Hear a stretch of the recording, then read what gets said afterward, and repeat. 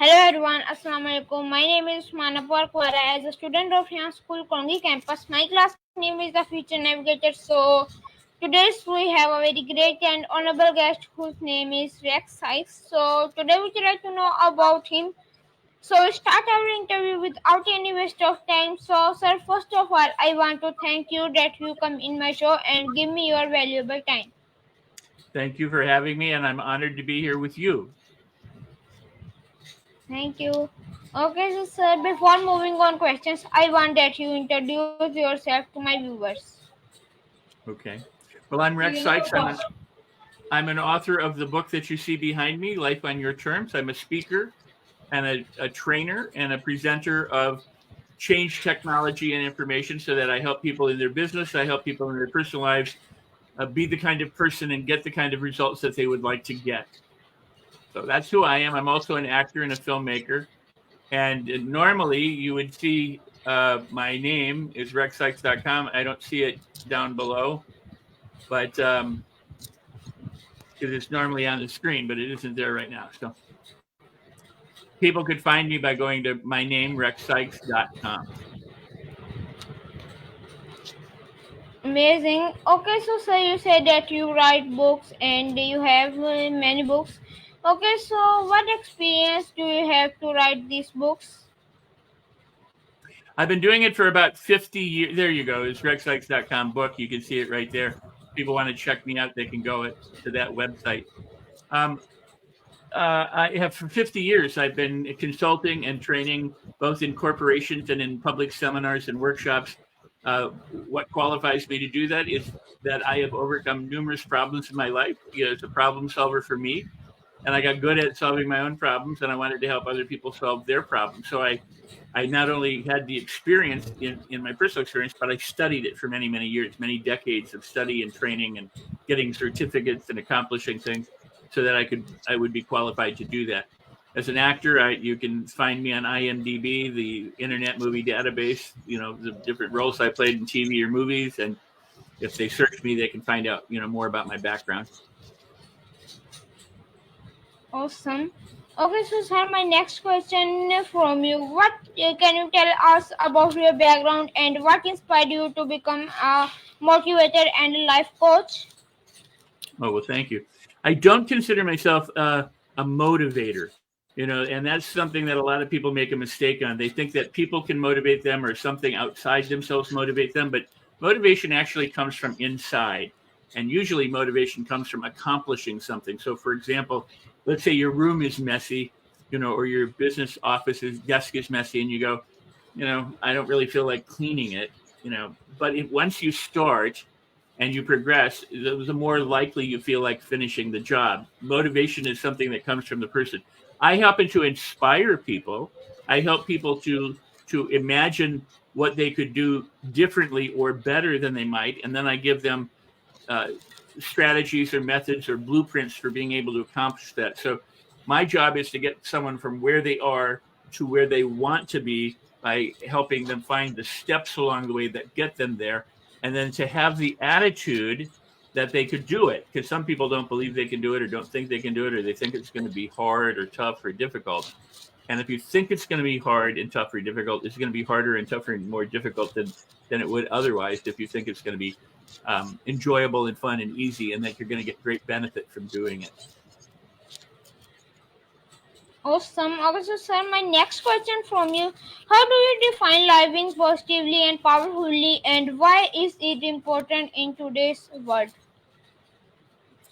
Wow. Well, research has demonstrated for more than 50 years now that attitude and ancient mystics and philosophers and people from very olden times have known that attitude, what you think and how you experience your thoughts and your heart and your feelings, is the number one predictor for success in your personal life or your professional life, and in terms of healing yourself physically or being able to do anything. So, for example, an Olympic athlete who is performing at the Olympics trains for 4 years in order to perform for maybe a minute or less in many cases.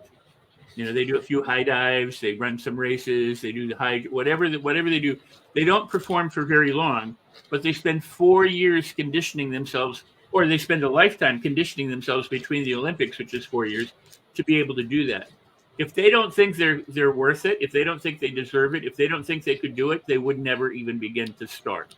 So you first have to believe that it's possible for you to be able to do something like that. And then you have to think that you can do it, but not only that you can and could do it, but that you will do it. And then you need to do what you need to do and keep doing it until you get the results that you want.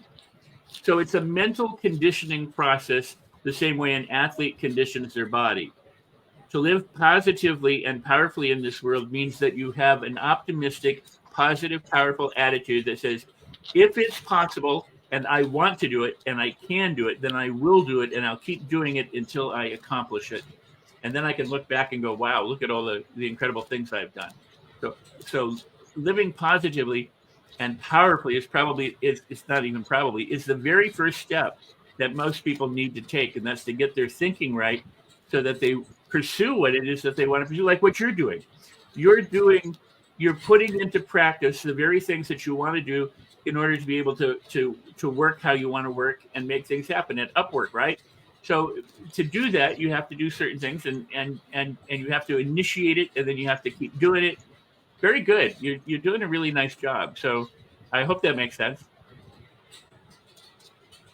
Awesome. Okay, so sir, my next question from you: what are some common challenges or obstacles that people face when trying to create their best lives, and how do you help them overcome these challenges?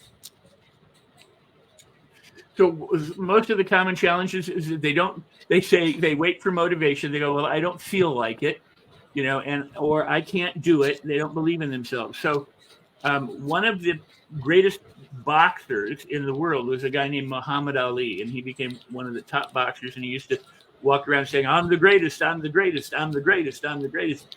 You don't know it yet, but I'm the greatest. And he became the greatest boxer. But he became the greatest boxer because he said two things. One is, I am the greatest, and I will prove it to you. But the other thing is, he said, there are lots of days that I don't feel like training. I hate training. I don't want to get out. I don't want to run outside in the cold. I don't want to do all the exercises. I don't want to do that. But if I want to be the greatest and I want to be the world champion, I know that I need to do those things. I must do those things. So I will do those things. So even if I don't feel like doing it, I'm going to do it, because the goal that I have of being a world champion, of being the greatest boxer ever, is more important to me than my feeling right now of not feeling like it. So what happens for most people is they don't feel like it, they don't do it. I'd rather sit on the couch and not do anything than have to get up and do something. And if that's the attitude, if people don't leave their own comfort zone, if they don't leave what they're doing and start taking steps toward where it's kind of, imagine this. You're in a boat and you want to go to an island and you're going to enjoy it at the island. But you're in the boat, but you don't start it.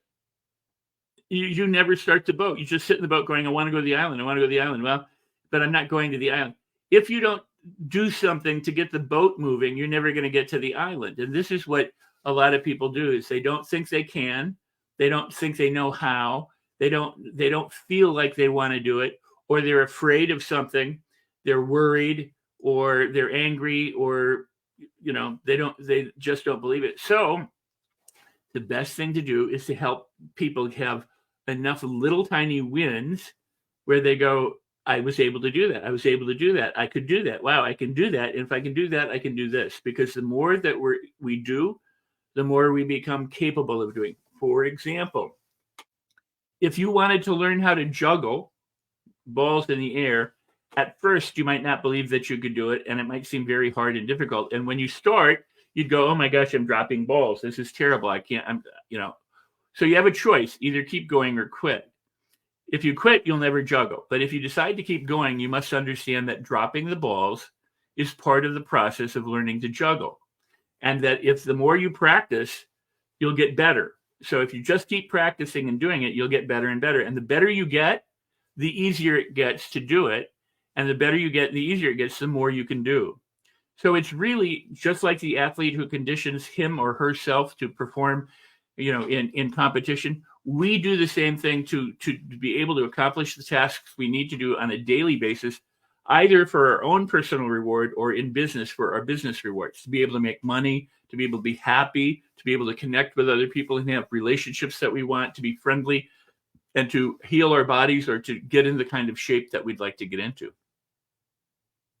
So again, I provide strategies or steps or methods or exercises. If they come into my programs or they read my book, there are exercises and things that you can do right now, right away, that will help you get to where you want to go.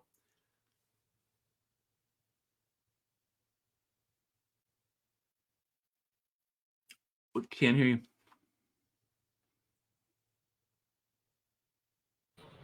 My question is, as a father, how do you balance your professional life with personal responsibilities and family time?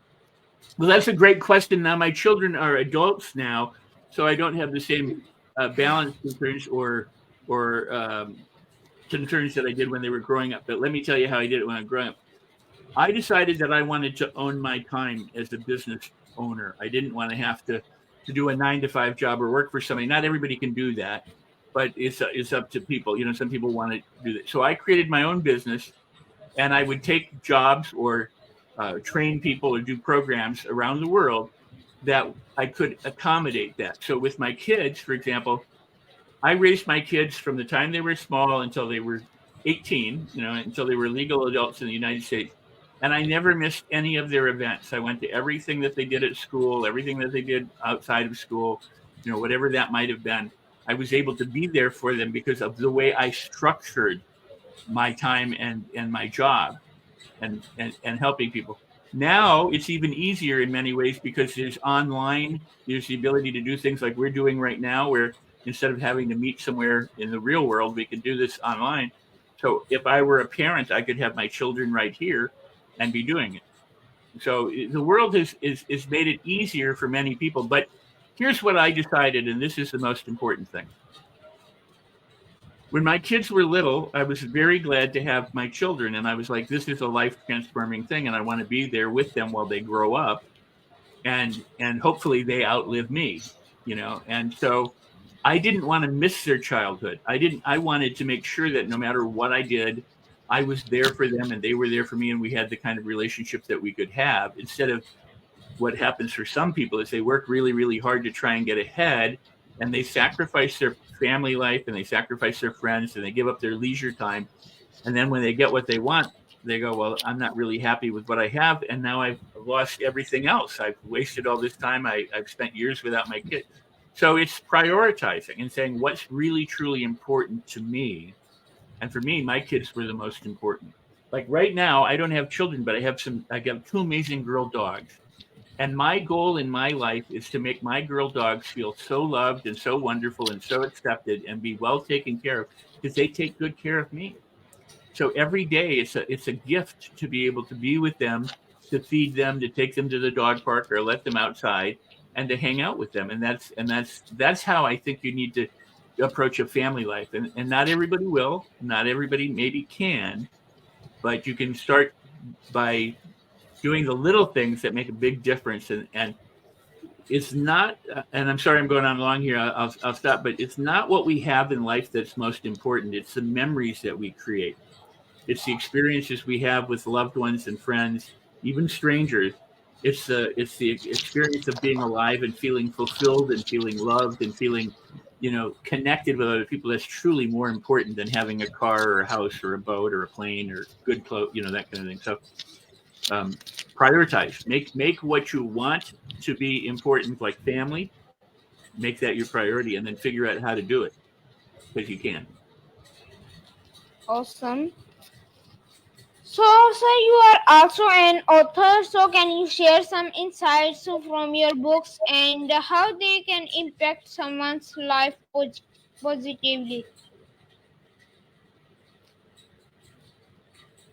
Well, some of what we've been talking about is in my book, but I also talk about how the brain learns and what the brain does. And here's some really good news. Everything that you and I have, what you're doing right now, and pursuing a career and using the internet And from the very beginning, use a fork or a spoon or chopsticks or something to eat, from being able to bathe yourself, ride a bicycle, or walk to school, or even walk, is all learned. We come into the world and we are learning machines. We learn everything. We learn how to speak the language that we were in, our native language. We learn how to read and write. We learn how to drive or ride a bicycle. We learn how to make decisions. Not all education teaches us how to make good decisions. It doesn't always teach us how to make money or how to work or be successful. Some things take precedence, but you and I are learners, and the brain works really, really well if there's no neurological impairment, if there's no brain damage or nerve damage in that area. It works really, really well to learn things. So, for example, once you learn how to sit on a chair, you don't have to keep learning how to sit on a chair. And your brain begins to look at things like couches or divans or benches or stools or whatever it is as things you can sit on. So it recognizes these things, and then you don't have to learn it. Otherwise, if you had to learn it all over again, every time you came to a chair or a stool or a park bench, you'd have to figure out what to do. So your brain learns it. Well, this is true about the skills that you and I learn now, whether it's reading and writing, whether it's the alphabet. You know that once you learn to read, you cannot not read. If you flash up, these questions on the screen, and the minute I see them, I've read them. So, and we all do that. That's how the brain works. So if you understand that the brain loves to learn things, challenge it. Give it things to learn. Give it like career skills to learn. Give it relationship skills to learn. Give it hobbies and things that you love to do. Give it sports. Give it games. Give it stuff, and you'll be far healthier and far happier when you do that, because that's what your brain is designed to do. And at the same time, you've also learned to have problems. People have learned to get afraid. They've learned how to be worried. They learn how to be sad and depressed. They learn how to, hate certain things, or they learn how to say bad stuff about themselves. Like some people say, I'm too fat, or I'm not good enough, or I don't look right. That's all learned too. And the great thing about all of this is, if you learn something and it doesn't serve you and you don't want it and you'd like it to change, you can learn how to do it differently. You can learn to change it and be different and better. You're not locked into anything. Brain science tells us that the brain is always growing as long as we're using it, and it's developing. The only issue we have is if we stop using it, or if we use it poorly, we will learn how to use it poorly. So you seek your best and you will do your best. And always just have faith in yourself that you can learn to accomplish something, even if you don't know how now, because you can learn it in the same way that you could learn juggling or playing a piano, or learn to make money, or learn to use a computer or a telephone, or learn to use a pencil. It's all a learned experience. It's all good. Awesome. Okay, so sir, in addition to motivational speaking and coaching, you mentioned being an actor and trainer. So how do these roles tie into your mission of helping others live their best lives? Oh, beautiful question. Beautiful question. For an actor in a play, and I do mostly movies and TV, but as an actor in a play, what the actors do, just like musicians in a symphony or in a recital, they practice and they rehearse the music that they're going to play, or the actors rehearse their lines and their movements and their behaviors, so that when opening night comes or the concert comes, they perform it as they practiced. So the beautiful thing about acting is to be able to act the way you want to behave in the world. So some people say, I'm not confident. Well, the way you become confident is to act confident, pretend to be confident. Go, I can do anything, and go, and do those kinds of things that make you feel powerful, make you feel good, and use your body and use your voice. If you sat there and went, I'm confident, I'm confident, I'm confident, I'm confident, not much changes. But if you sit up and you go, I can do anything, people are going to go, oh, and you're going to start to believe it. You start to feel it. Walk like you're confident. Or you can walk like you're kind. You could walk like you're loving. You could walk like peaceful and relaxed. Whatever it is that you want to be able to do, you can pretend to do it and eventually master it. Because what you're doing is you're teaching your brain these are things that I want to be doing. And since your brain is a learning machine, it will do those things. So acting is a wonderful way. In the same way that if you wanted to play the piano really well, you rehearsed it every day so that you get better and better at it until you can play the piece.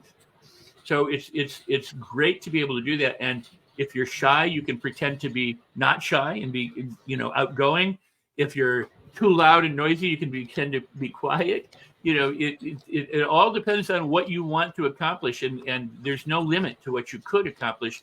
When you use your imagination and decide, oh, I would like to, be the world's, really, really good at negotiating. Well, learn, study negotiating, and then pretend to do it. Practice it, rehearse it.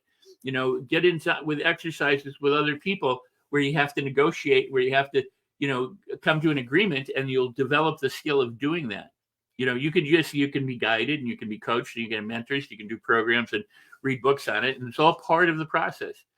But the successful actors are those people who understand that if I'm playing a character, I have to act like the character would act. So if you want to be successful, act successful. If you want to be happy, act happy. If you want to feel loving, act loving. That helps you because that's what the brain is designed to do. It's to help you carry that out.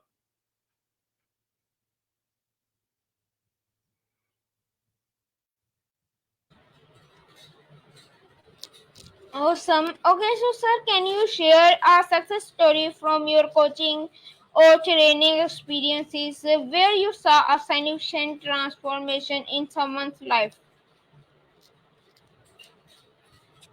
So there was one of the guys in the workshop who wanted to be a public speaker, but he was pretty much like, he was going like this, and he didn't have really any emotion. He didn't tell any stories. He was very logical, and he'd go, okay, this is not good.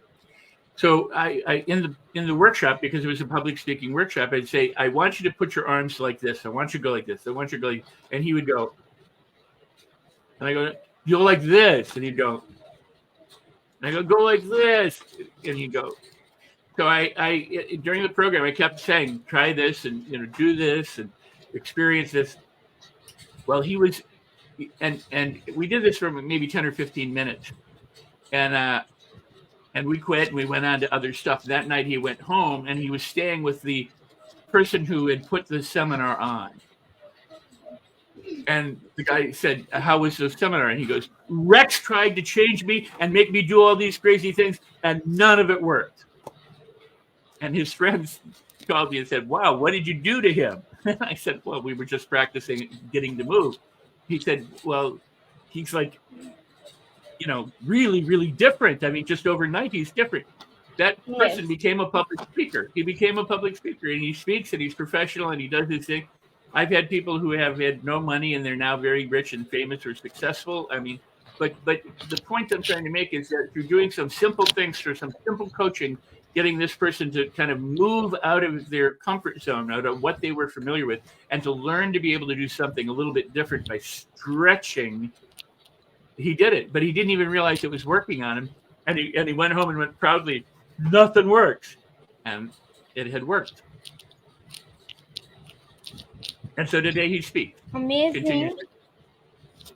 Yes. Okay, so sir, what are the some key principles or strategies you often recommend to your clients for achieving personal and professional success? Well, they say that the journey of 1,000 miles begins with a single step, and that's true. But the first step you have to make is to begin to manage your thinking so that you believe you can, you believe you will, and then you actually take the action. So it's knowing, Napoleon Hill said, if you can conceive it, if you can imagine it, if you can think about it, if you can come up with the idea, and you believe that you can accomplish it, then you can accomplish it. And that truly is what most people need to do. If you go, I want to be a banker, I want to be a baker, I want to be a bus driver, whatever it is that you want to be, if you believe you can do that, and that you can learn how to do that, if you get the right training and the right, experience, then you can make that happen. But you have to keep going in spite of doubt or fear or circumstances. So you have to learn how to not only take action, but to persist in that action. So if your goal is to run a race, and cross the finish line. If you quit anywhere before the finish line, you didn't win. And even if you didn't win, you didn't complete the race if you quit. But if you cross the finish line last, you finish the race just like the person who did it first. You're not in competition with anyone else. You're only really in competition with yourself. So how do you be better tomorrow than you are today? You do that by doing little things on a daily basis.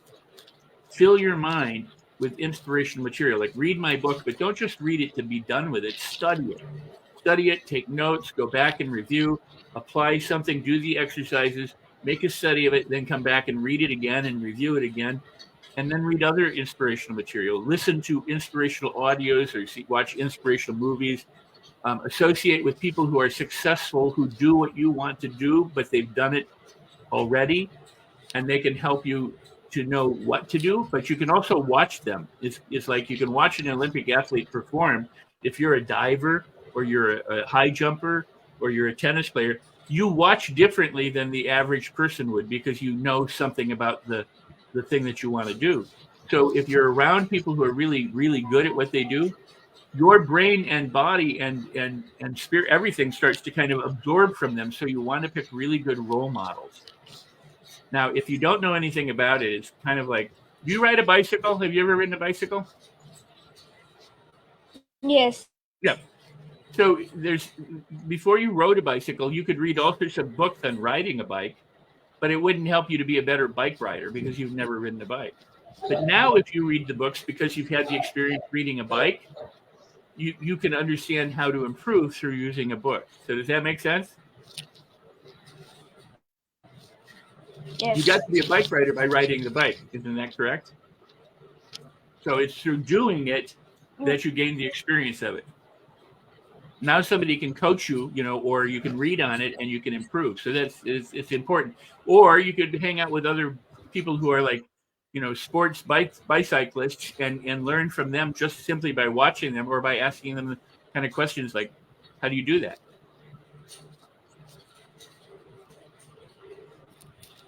But most important, amazing. Yes. I was just going to say, most importantly is to not worry about how you're going to do something. Just start from where you are. The time is always now. The place is always now. You have to begin where you are with whatever you have or whatever you don't have. Just start. If you don't know how to do something, ask somebody, connect up. If you don't, read a book or make a study of it. But the point is from wherever you are, begin now. Begin today. Don't waste time and don't wait another day or a week. You can do it now. Amazing. Okay, so sir, can you tell us how do you stay motivated and maintain a positive mindset in your own life, especially when forced with challenges? Well, that's a great question, and I appreciate that. It's what I've said, and that is that the brain is a learning machine, and the brain learns habits. It learns how to sit on chairs, so I don't have to learn how to sit on chairs again. So I've learned how to be motivated and maintain a positive attitude when faced with challenges. So when challenges come up, that's my fallback. That's my default. That's what I do. I overcome problems and limitations, and I move forward. So anytime something comes up, it doesn't mean that it's not difficult. It doesn't mean that it's not something that I might go, whoa. But as soon as that happens, my habits for success begin to kick in. My habits for staying motivated and staying positive kick in. Why? Because I conditioned myself to be that kind of person, because I did the very things that I'm encouraging other people to do, what I write about in my book, what I talk about in my program, is that you can develop a success attitude, a positive mindset that will guide you through life, but you first have to do it. It's kind of like if you want to have lettuce or celery or some vegetable, you have to plant the seed, and then you have to nurture that seed so that it grows, and then you can harvest the fruit or vegetable. Same thing with your skills or your talents or your abilities. If you want to be a really good juggler, you have to juggle. If you want to have a really positive mindset, you have to practice. You have to act like an actor, having a really positive mindset. And that's what I've been doing all of my life. So now, more often than not, I I fall into that. You know, I am a positive person. I am a powerful person. I am motivated to accomplish these things. And when some things come up that I don't know how to handle, it may take a second or two, but then all of my training and all of my practice and all of my rehearsal starts to kick in, and I find ways to do it and ways to accomplish it. And you can too. Everybody can. That's the news that I'm here to share. You can turn yourself into a positive, powerful mindset, attitude person that makes life easier and more wonderful and more delightful for themselves. Awesome, amazing. Okay, so sir, lastly, what advice would you like to give my audience? Well, you can watch the interview, but I encourage you to watch it a bunch of times. Watch it over and over and over again, and then start to apply the things that I'm saying. You can get my book. You can enroll in a program. You know, you can find something to do. But the point is to make a study of success, make a study of happiness, make a study of feeling loving or kind or peaceful or gentle, whatever it is that you want. Make a study of being confident. Whatever change you want to make, you can make it, and you can find a way, and you can do it if you will just start now. If you put it off a day, you'll only waste a day. If you put it off a week, you will have only wasted a week. If you put it off a year, you will have only wasted a year. But in those time frames, you can find that anything that you want to do, you can learn to do. And there's a saying that says luck or success is the crossroads where both luck and preparation meet. Meaning you prepare and you prepare and you prepare and you prepare, and then sometimes there's luck involved, like you're in the right place at the right time. But if you're in the right place at the right time, but you haven't prepared, you're not likely to be successful. So if you want to be successful, you do what you can to transform yourself, to have the positive attitude and the positive feelings. You take the actions that you need to take, and you keep taking them till you get the kind of result that you want. It's also important to be able to adjust and continue, so that if you run into hardship or you run into problems, you can be flexible and be able to, you know, it's kind of like water. If water is coming down the hillside and it hits a rock, it doesn't just keep pushing on the rock like, okay, I'm going to do that. It goes around it, you know, or above it or whatever. So if you're flexible so that you can do many different things, you will eventually get there, just like water will eventually get where it needs to go. Great question. Amazing advice. Okay, so viewers, I am Usmana Porkwala. So my guest was today Rex Sikes. So I want to end my today program with the message that every Pakistani earns $500 per month from Upwork and share knowledge and increase their knowledge. So sir, thank you so much for your valuable time and share this insightful information for me and my viewers. And you are a wonderful host and a great interviewer, and you're doing amazing things. And I'm very proud and honored to be on your show. And I thank you. And I know that the world will be seeing more of you as you continue on this path. So thank you, Usman. I really appreciate being here. More power to you. Thank you. Bye-bye. Bye-bye.